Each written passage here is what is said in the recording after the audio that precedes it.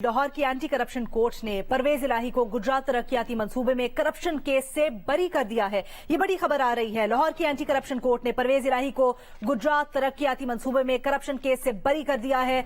चौधरी परवेज इलाही अगर किसी दूसरे मुकदमे में मतलूब नहीं तो उन्हें फौरी रिहा कर दिया जाए, अदालत ने ये हुक्म दिया है। उस्मान भट्टी हमारे नुमाइंदे हमें ज्वाइन कर रहे हैं, उनसे मजीद तफसीलात जानते हैं। उस्मान, आगाह कीजिएगा, महफूज फैसला सुना दिया गया है।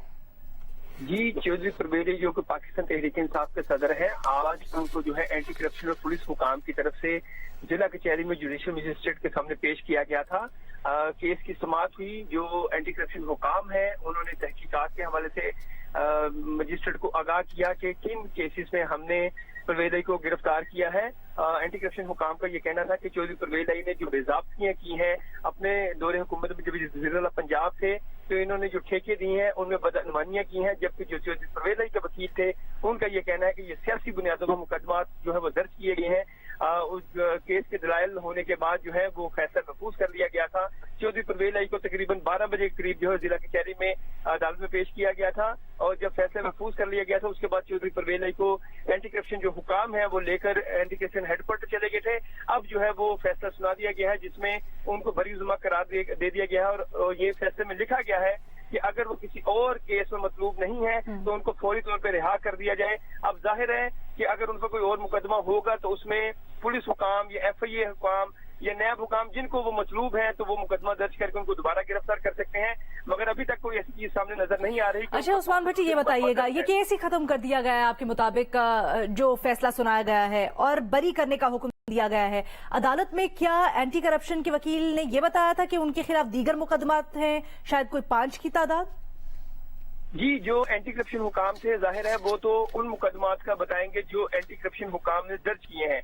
उनके मुताबिक ये था कि जो गुजरात में ठेके हुए हैं, गुजरात में ठेके दिए गए हैं, उनमें बदअनवानियां चौधरी परवेज की तरफ से सामने आई हैं।